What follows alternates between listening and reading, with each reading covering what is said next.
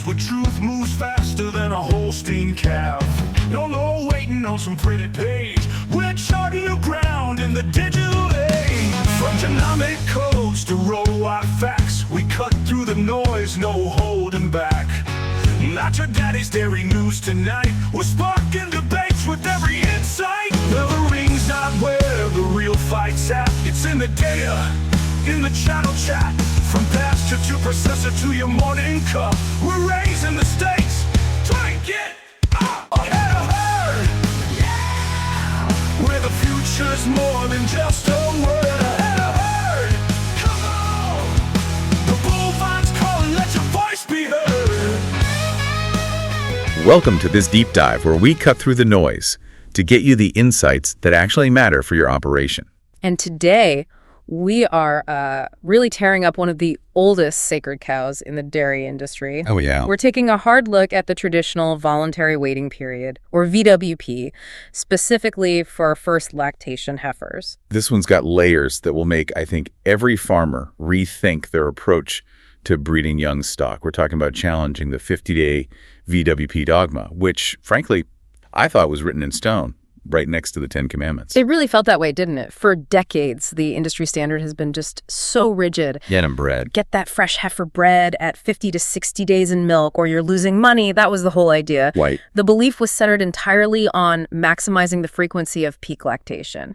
You know, getting that second calf into the barn as quickly as possible. We call that the 50-day dogma. And I'm certainly guilty of it. I mean, if my computer flags a heifer as cycling at 45 days, my first impulse is to reach for the breeding box. The entire industry, from our vets to our consultants, teaches us that every day open after 100 days is a financial penalty. Exactly. And that instinct, while, it's financially motivated, is now colliding head-on with the physiological reality of the modern high genetic merit heifer.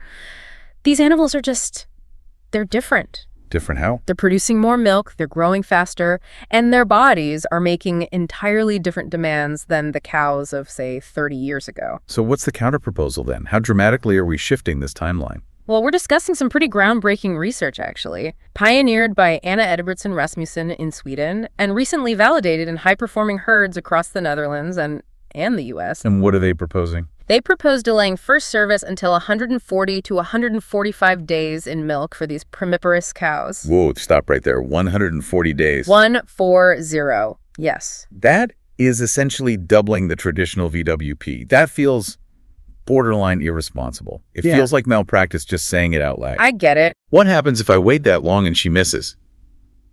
I'm looking at a 16-month calving interval and a stale cow that's just burning feed, right? That is the traditional risk assessment, Jake, but the new research completely flips the script on that. Okay. You need to understand the stakes here.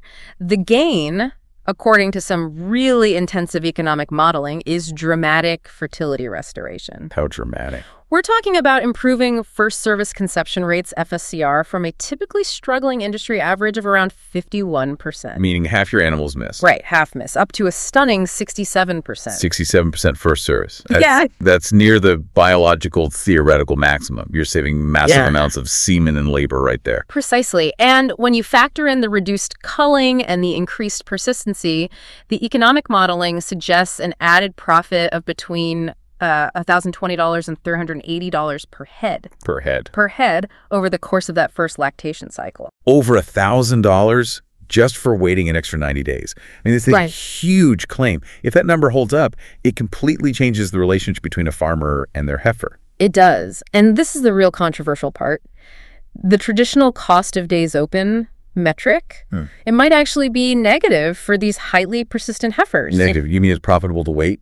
It can be profitable to intentionally delay pregnancy to hit that metabolic sweet spot. I'm extremely skeptical about the economics, but the biological argument has to be there if the conception rate jumps that much. It is. We have to unpack the mechanism and the money behind this 140-day strategy, because if this works, it changes how we manage every heifer that walks into the parlor. Okay, let's do it. Let's unpack this by starting with the fundamental physiological conflict. Why the 50-day approach so often fails our young cows. Right. And it's not a failure of genetics. These heifers are genetically superb. But it's profound failure to respect the hierarchy of nutrient partitioning in a growing mammal. Okay, let's set the stage. When a Holstein heifer calves at, say, 24 months, we see her as a milking animal, but she's not. She's an adolescent in a lactation suit. That's a great way to put it. At calving, even a really well-grown Holstein has only achieved maybe 80 to 85% of her mature body weight. So she still has a lot of growing to do. A ton. She needs to add another 150 to 200 kilograms of lean tissue and skeletal frame to reach her potential. That is a massive nutritional sink. Okay. And the moment she freshens, she is thrown into what researchers call the tripartite energy conflict. The three massive competing demands. Walk us through them. Okay, the first and the most urgent is lactation. We're asking her to synthesize 25 to 40 kilograms of milk per day, which is just a relentless drain on her glucose and amino acid reserves. The body's first priority. It's the top priority. That homeoretic drive, that powerful biological signaling, prioritizes the udder above all else. And second, Second is growth. Unlike a mature cow, the heifer cannot just stop growing. She has to continue significant skeletal and lean tissue accretion for months post-calving, and that demand is often really underestimated. It pulls energy away from everything else. and the third one is just keeping the lights on. Precisely, maintenance. Her basal metabolism is extremely elevated because of the sheer effort of eating enough to support the first two demands. Her gut and liver have undergone a massive organ hypertrophy. I mean, they've literally grown in size just trying to process the feed necessary for lactation. That liver alone is sucking up a huge percentage of available glucose. So we have lactation, growth, and maintenance all peaking at the same time. Where does reproduction fall on that hierarchy? Reproduction, Jape, is the ultimate luxury function. Luxury. In the evolutionary context, it is the first thing sacrificed when energy is limited. It's a triage situation. When the body signals resource scarcity, the reproductive axis gets shut down. It's non-essential for immediate survival. But my vet always told me that if we manage the transition period well, her NEFA levels, the non-esterified fatty acids, the fat mobilization markers, they normalize by day 30 post-calving. Right. We see those NEFAs below that 0.4 millimole threshold, which signals she's out of the negative energy balance trough. So by day 50, she's technically healthy enough, isn't she? She may be energy neutral in terms of gross calories by day 50, but, and this is the key, she is emphatically metabolically depleted in terms of the sophisticated signaling reserves needed for a successful pregnancy. Okay, explain that difference. Metabolically depleted. Think of it like a bank account. She stopped spending more than she earns, sure, but her savings account for high-risk ventures, which pregnancy absolutely is still empty. That's a good analogy. So she's cycling, but she's not really competent to hold a pregnancy. You've got it. She is partitioning every available bit of energy toward the udder and toward growth. The reproductive axis remains starved of those critical support signals for much, much longer. Day 50 is the metabolic trough for achieving a 67% conception rate. And this brings us to the core biological mechanism that shifts everything. The insulin IGF-1 axis. Okay.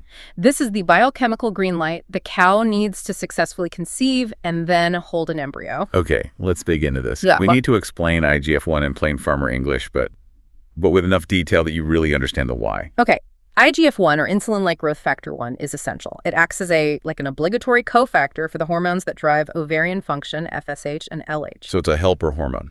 It's what tells the follicle it's safe to mature, it's safe to release a viable egg. High IGF-1 means robust follicles, strong estradiol production. Low IGF-1, you get smaller, weaker follicles, and compromised oocytes. So why is this green light blocked in early lactation, specifically before, say, day 60? The central issue is the uncoupling of the growth hormone, or GH, and the IGF-1 axis.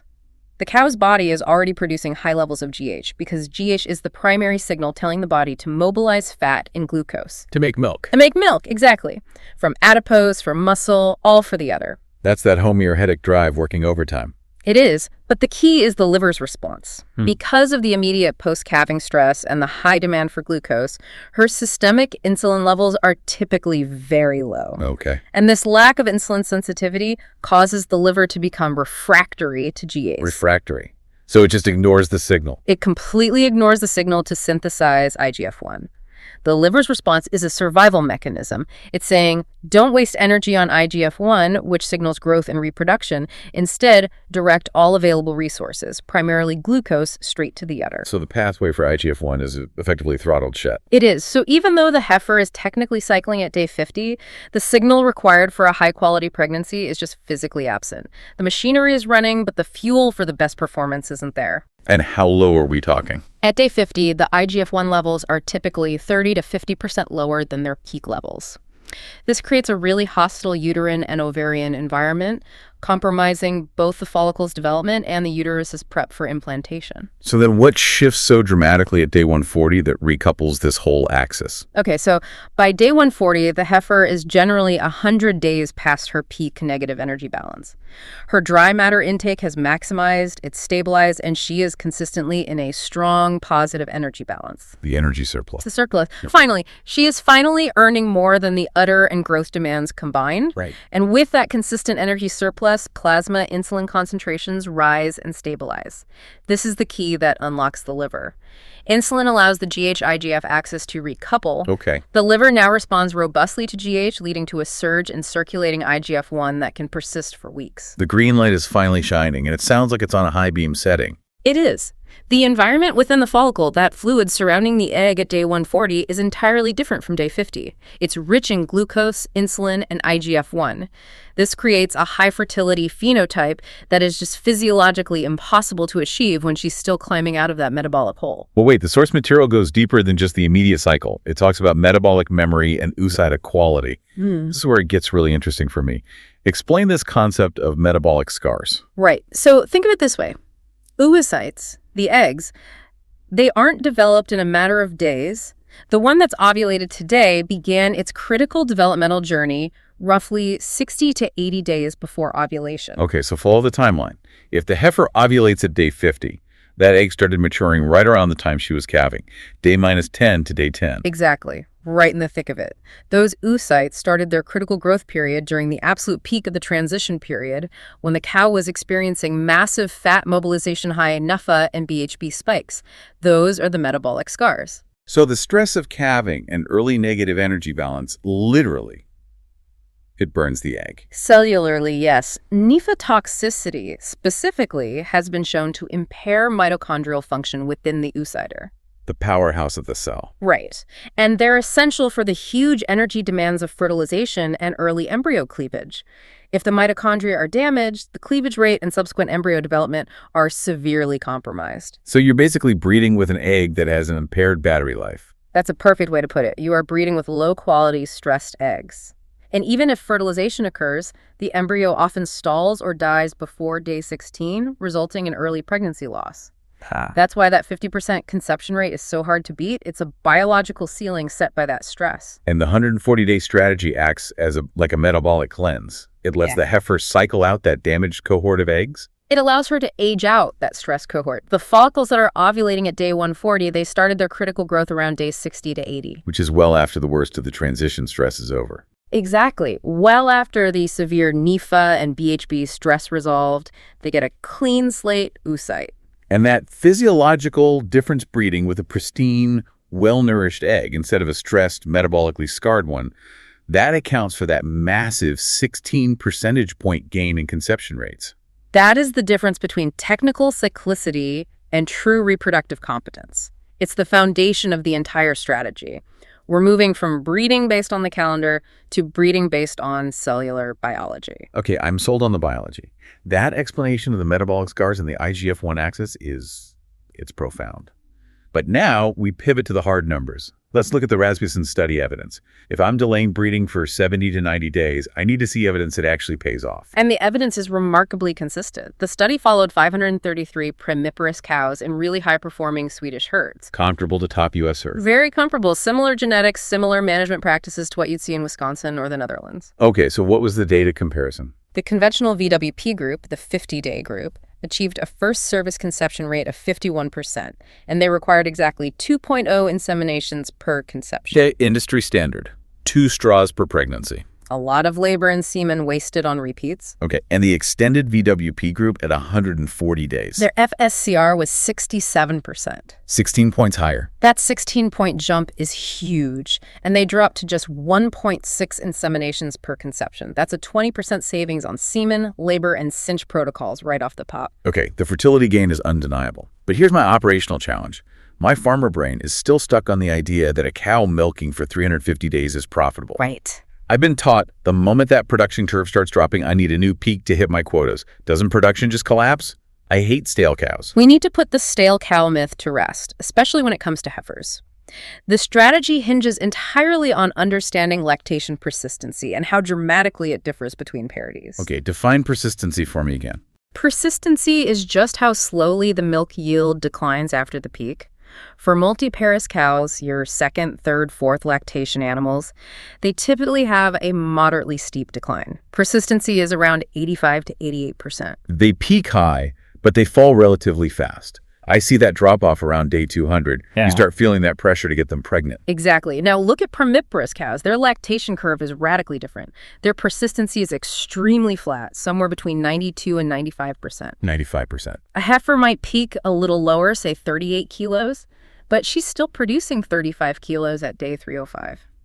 She is running a marathon, not a sprint. So what's the mechanism there? Why the physiological difference? It comes down to mammary gland maturation. For older cows, the decline is driven by apoptosis, that's programmed, natural secretory cell death. Okay. The hormonal signals of pregnancy actually accelerate the cell death, pushing the gland toward involution, preparing for the dry period. But the heifer's udder is still developing. It is. The primiparous mammary gland is still maturing and remodeling throughout that entire first lactation.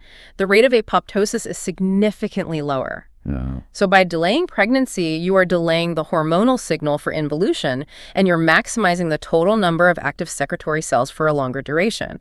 The penalty for delay is minimal because that curve is just so incredibly flat. That's a powerful distinction. So the milk lost by not initiating a new peak early is more than compensated by the sustained high-volume production during those extra 90 days. The production data proves it. Rasmussen's study showed the extended VWP group increased total lactation yield significantly, from 9,600 kilograms to 12,300 kilograms of energy-corrected milk. Wow. And here's the kicker. When they normalized the yield per day of calving interval, the extended group was virtually unchanged, or in some cases, slightly higher in the second lactation. So my fear of having a stale cow that's costing me money is just not accurate for a heifer that's milking strong at day 350. It is not. In fact, many high-performance farmers realize this already. A heifer at 350 dim is often more profitable than a fresh cow at 10 dim. How so? Well, she's producing high-quality, high-component milk, she's eating efficiently, and you are incurring none of the high health costs, labor, or risk associated with the transition period. It's just consistent, low-drama milk flow. Okay, let's follow the money trail. This is the hardest part for the traditional farmer to swallow. How can waiting 90 days be profitable when we've been hammered with that $2, $5 per day cost of days open penalty? That model is dead for heifers. It's based on the physiology of a multiparous cow. It assumes a steep decline in milk production and high marginal feed cost, which forces the economic need to refresh the cow. For a highly persistent heifer, that model is just fundamentally invalid. So what does the new modeling show for this specific group? It shows that for primiparous cows, the cost of days open can actually be negative, sometimes as low as negative $1.54 per day. Meaning you make money every day she's open, up to a point? Exactly. This inversion happens because the massive cost of replacing the animal if she fails to breed back early far outweighs the marginal gain of a slightly shorter calving interval. Okay, let's elaborate on that massive cost. This is the replacement heifer crisis multiplier, isn't it? It absolutely is. The economic context today is critical. Rearing a heifer to calving age now costs farmers between $2,100 and $2,500. Easy. And due to the popularity of beef on dairy tightening the supply, the market price for dairy springers is hitting $2,800 to $3,200. That's a minimum $3,000 asset walking around. And if I color, that money's just gone. Precisely. Every first lactation heifer that's called for reproductive failure because she struggled to breed back at day 60 or day 100 is a $3,000 loss of asset value that you have to absorb. By achieving a robust 67% FSCR, we drastically reduce that involuntary culling. So the biggest chunk of that $1,300 profit isn't even the milk she makes later. It's just retaining a $3,000 asset. That is the multiplier effect. It de-risks your most expensive asset group. Let's synthesize the detailed profit breakdown. The total advantage, estimated between $1,020 and $380 per head, comes from three main compounding factors. Okay, break them down for me. The largest contributor is the milk revenue, an estimated $750 to $850 from those 60 to 90 additional days of high persistency milk production. Right. The next substantial gain is from replacement deferral and reduced culling, estimated at $200 to $400. That's the insurance against culling a $3,000 animal. And then the savings on inputs. Right. Semen and breeding savings contribute about $25 to $40 per head by reducing services per conception from, say, 2.2 down to 1.6. Plus, there are all these intangible gains in health and labor. What about the beef on dairy synergy? If I'm confident I can get 67% of my heifers pregnant on the first try at day 140, how does that change my genetic strategy? It gives you confidence in optimization. When your conception rate is hovering at 50%, you feel pressure to breed almost every available animal to dairy semen just to meet your replacement goal. Yeah, you're hedging your bets. Exactly. But with a robust, predictable 67% FSCR, you can confidently use much more high-value sexed semen on your absolute top-tier heifers, and then aggressively use high-index beef semen on everything else. So I get fewer, but higher quality dairy replacements and more high-value beef cross calves.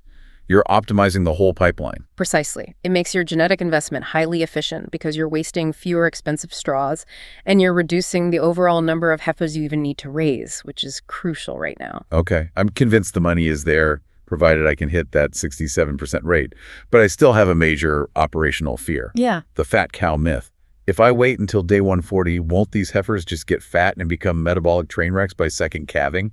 This fear is incredibly valid, but again, we have to distinguish parity. The risk of overconditioning is specific to multi-parous cows. The older cows. Right. An older cow whose milk yield declines quickly when she's pregnant, she partitions that excess energy directly into adipose fat. That's how you get fat cow syndrome. And the heifer, she's different because she's still growing. Correct. The heifer still possesses an active and robust growth sink. Even late in lactation, she partitions surplus energy into completing her lean tissue and skeletal frame before she starts laying down excess fat.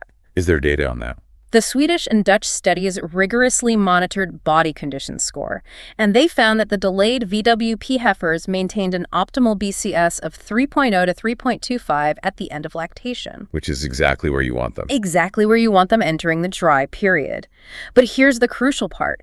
Older cows on the same extended protocol often exceeded 3.75, confirming the risk for the older group, but confirming the safety for the first parity animals. So the heifer uses that energy to mature, not to get obese, which means she enters that second lactation healthier. Yes, and that improved condition can actually support higher milk production in her second lactation, compounding the profit. But, but management is still key. What do you mean?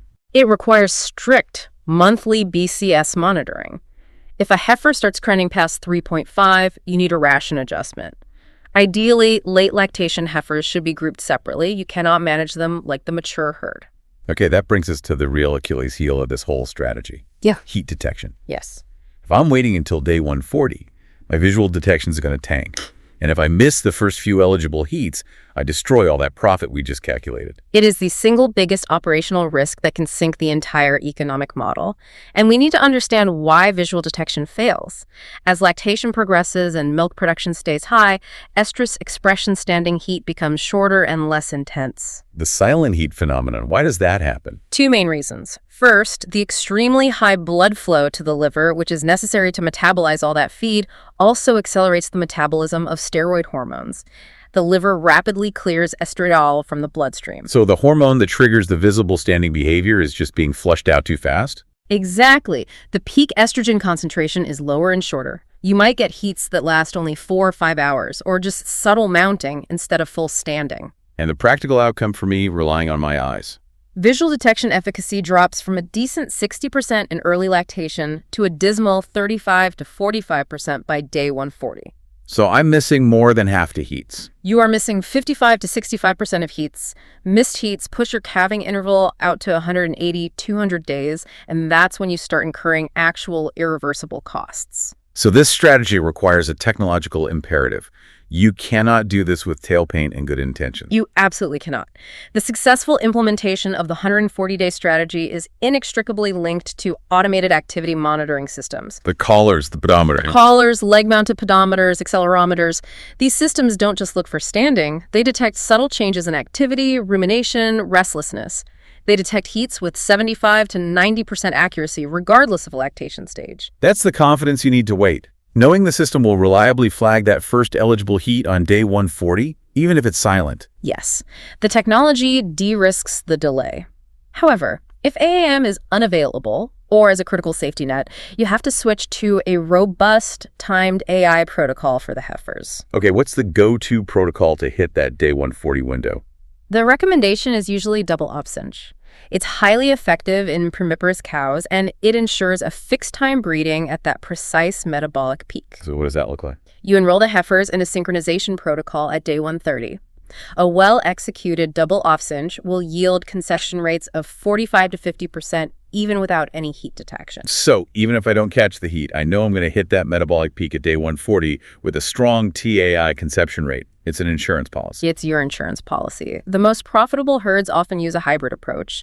Breed on detected heat via AAM after day 130, and then enroll any non-bred animal in TAI at day 150. Precision and compliance are absolutely non-negotiable here. And this isn't just theory anymore, right? It's being validated in high-performing U.S. herds right now. Correct. We're seeing consistent success across the upper Midwest, specifically Wisconsin and Minnesota, which share the high-performance genetics and management intensity of the herds in the original study.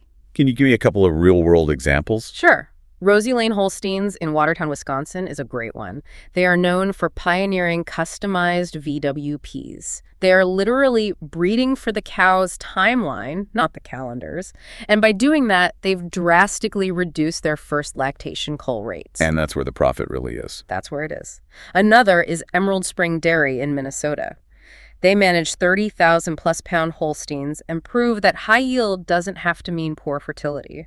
They've successfully implemented strategies that reduce physiological stress in that first parity. I could see a huge regional bonus here too, especially in the Midwest when it comes to summer heat stress. This is a major, often overlooked bonus. Delaying the VWP allows your spring calving heifers to entirely skip the low fertility July and August heat stress period for breeding. So you're using the physiological clock to navigate the environmental clock. You are. A heifer calving in March, for instance, hits day 140 in August. You can time the breeding perfectly for the high fertility months of September and October. It's smart operational planning. What about the global perspective? In Europe, are they doing this for the same reasons? The drivers are slightly different, but the results are the same. In the Netherlands, they face strict phosphate quotas, which limits the number of animals a farm can keep. So they're incentivized to maximize milk per cow. Highly incentivized. So for them, extended lactation becomes a regulatory necessity, not just a profitability strategy. The goal is fewer, more productive cows. So this all makes clear sense for high-yield confinement herds. But what about grazing herds? Does this only work for TMR-fed cows? That's a very fair caution. The strategy is overwhelmingly best suited for non-seasonal confinement herds where nutrition is consistent. Grazing herds often rely on strict seasonal calving blocks. Right, they need that 365-day interval to match the pasture cycle. Exactly. The 140-day VWP pushes the calving interval to about 14.5 months, which may completely desynchronize a strictly seasonal grazing operation. It requires a hard look at the entire farm system before you implement. And before we move to actionable items, let's just touch on the environmental benefits one more time. It's a huge factor.